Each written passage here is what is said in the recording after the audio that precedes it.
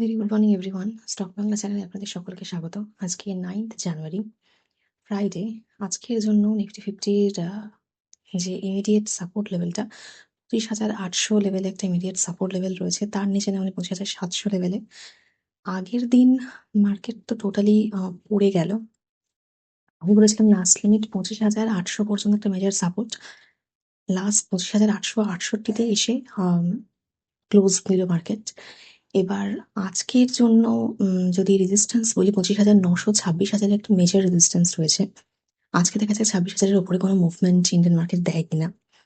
এছাড়া ব্যাংক নিফটির ক্ষেত্রে 59,600 এই লেভেলটা সাপোর্ট লেভেল, আর উপরের দিকে 59,900 resistance level.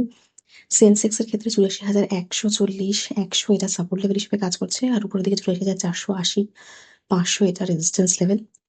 Gift Nifty signal দিচ্ছে একটু পজিটিভ ওপেনিং এ। গিফট নিফটি আমি যখন ভিডিও করছি তখন 26,000-এ রয়েছে আর কি। তো সেক্ষেত্রে আজকে তো একটা পজিটিভ মানে ইন্ডিয়ান মার্কেট কিছুটা থাকলেও থাকতে পারে। এবার আগের দিন মেটাল সেক্টর মানে সব কটা সেক্টরই পড়েছিল, মেটাল সেক্টর তার মধ্যে সব থেকে বেশি পড়লো। মেনলি যে কারণটা, তার কারণ হচ্ছে ট্রাম্প বিল পাস করছেন 500% ট্যারিফের জন্য। এবার ওটা যদি সংসদে গিয়ে পাস হয়ে যায় তাহলে মানে ইন্ডিয়ার ক্ষেত্রে তো বিশাল বড় একটা ব্যাড নিউজ, কারণ আমরা এমনি ট্রেড সারপ্লাসে ইউএস এর সাথে থাকি, আমাদের এক্সপোর্ট বেশি হয় ইউএসএ। তো সেই ক্ষেত্রে যদি 500% ট্যারিফ হয় তো কোনো প্রোডাক্ট ইউএসএ বিক্রি হবে সেটা মানে আশা করাটাই ভুল। তো বিরাট বড় একটা মানে ইন্ডিয়ান মার্কেটের জন্য ব্যাড নিউজ এটা, যার জন্য মার্কেট আগের দিন অতটা পড়ে গেল। এবার দেখা যাক। তার সঙ্গে সঙ্গে আজকে এইটাও আছে মানে সুপ্রিম কোর্টের যে ফাইনাল ডিসিশন ট্রাম্পের ট্যারিফটা নিয়ে, সেটাও আজকে হওয়ার কথা। দেখা যাক কিরকম কি ডিসিশন হয়। এবার যদি ট্রাম্পের এগেনস্টে যায় ব্যাপারটা, তাহলে সেক্ষেত্রে মানে 1,000 মতো ফার্মস ট্রাম্পের এগেনস্টে, আমেরিকার ফার্ম ট্রাম্পের এগেনস্টে এইটা দাবি করেছেন যে ট্রাম্পের এই ট্যারিফের জন্য ওদেরও জিনিসের পত্রে আর কি বিক্রি কমে গেছে, দাম বেড়েছে, এটা ওদেরও পাবলিককে আর কি বেশি সাফার করতে হচ্ছে। তো সেটার জন্য যদি এই ট্যারিফটা নিয়ে ট্রাম্পের এগেনস্টে কিছু সুপ্রিম কোর্ট ডিসিশন নেয়, সেক্ষেত্রে $150 বিলিয়ন পর্যন্ত রিফান্ড করতে হতে পারে। মানে দাবিটাই ওইটা ফার্মদের দিয়ে $1 বিলিয়ন রিফান্ড করতে হবে। দেখা যাক কিরকম কি আমরা ডিসিশন দেখি। যদি আমরা ইন্ডিয়ান মার্কেটে আসি, ইন্ডিয়ান মার্কেটের ক্ষেত্রে আমরা দেখছি শ্রী লোটাস ডেভেলপার্স আগের দিন, যার রিয়ালটি পার্টনার হচ্ছে অভিষেক বচ্চন, গিফট তারা প্রজেক্ট তৈরি করছে, ফোকাসে রাখতে পারেন এই জন্য। মিশো এক্সিকিউটিভদের আমরা দেখছি রিজাইন করতে, তো মিশো ফিউচারে ফোকাসে থাকবে যে কিরকম কি মুভমেন্ট দেয়। এছাড়া এসবিআই এর প্রেডিকশন FY26 ফাইন্যান্সিয়াল ইয়ারের যে জিডিপি গ্রোথ আমাদের, সেটা 7.5%। ভালো প্রেডিকশন করেছে। এর জন্য আজকে মার্কেট কিছু মুভমেন্ট দেয় কিনা সেটা দেখার থাকবে।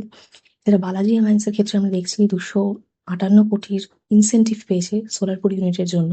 সেই জন্য আগের দিন আমরা বেশ ভালো রকম 13% মুভমেন্ট দিয়ে দেখলাম। তার সঙ্গে সঙ্গে অ্যালকালাইল অ্যামিন্সকেও দেখলাম। তো কেমিক্যাল সেক্টরের এই স্টকগুলোকে আজকে ফোকাসে রাখতে পারেন এরকম কি মুভমেন্ট দেয় সেটা দেখার জন্য। এছাড়া রিলায়েন্স ইন্ডাস্ট্রি যার জন্য পড়ে গেল, যে রাশিয়া থেকে জানানো হয়েছে যে জানুয়ারি মানে থেকেই 3 সপ্তাহ আগে থেকে তো নেওয়া হচ্ছেই না, জানুয়ারি ফার্স্টেও নেওয়া হবে না, রাশিয়া থেকে অয়েল ইম্পোর্ট করা হবে না, যেটা কি অ্যাকচুয়ালি সস্তায় করা যেত, যার জন্য রিলায়েন্সের প্রফিট বাড়তো এবং সেটা অবভিয়াসলি আমাদের ইন্ডিয়ান মার্কেটকে খুব সাহায্য করতো। সেইখানে জানানো হয়েছে যে যেহেতু এবার ভেনেজুয়েলা ইউএস এর আন্ডারে চলে আসে, তো ভেনেজুয়েলান যে অয়েল রয়েছে সেখান থেকে তো স্যাংশন কিছু তুলে নেওয়ার কথা। যদি সেটা হয় তাহলে রিলায়েন্স ভেনেজুয়েলা থেকে অয়েল ইম্পোর্ট করবে। দেখা যাক, এটা আপাতত নিউজে রয়েছে, হলে ভালো। দেখা যাক। এছাড়া এফআইআই সেলিং যদি বলি, আবারও 3,370 কোটি সেলিং হয়েছে কন্টিনিউই। তাতে আর নতুন করে কিছু বলার নেই, বাইং তো হচ্ছে না, কন্টিনিউ সেলিংই চলে যাচ্ছে। ব্রেন্ট ক্রুড অয়েলের ক্ষেত্রে আমরা দেখছি সেটা 61, আগের দিন যেটা 60-এর নিচে ছিল সেটা 61 এখন। তো ক্রুড অয়েলের প্রাইসকে খেয়াল রাখবেন, ফোকাসে থাকবে ওটা। এছাড়া ইটার ক্ষেত্রে আমরা দেখছি যে 5টা ইয়ার পর পর একই রোতে ওরা আর কি বেশ ভালো রকম এক্সিলেন্ট রেটিংস আর কি সিকিউর করেছে। ইডিটা ফোকাসে থাকছে।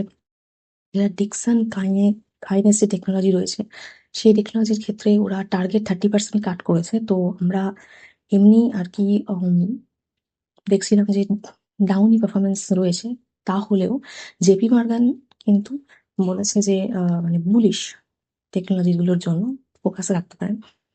সেটা তো সময়ই বলবে যে কতটা ভালোভাবে পারফর্ম করছে।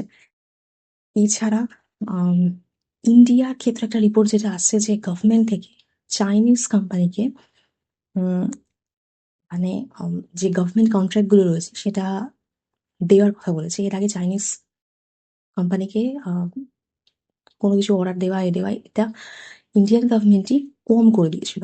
তো সেটা এখন বাড়াবার কথা বলেছে। এবার কম করে দিয়ে আমাদের লোকসানটা কি? চায়না থেকে তো মেইনলি মানে চিপ অনেক সস্তায় কাজ কারবার হয় যদি ওদেরকে অর্ডার দেওয়া হয়। তার তুলনায় যদি ডোমেস্টিক যে কোম্পানিগুলো আছে সেখানে অর্ডার দেওয়া হয় সেখানে কিন্তু টাকা বেশি লাগে। তো সেক্ষেত্রে গভর্নমেন্টের এক্সপেন্ডিচার বেশি হয়।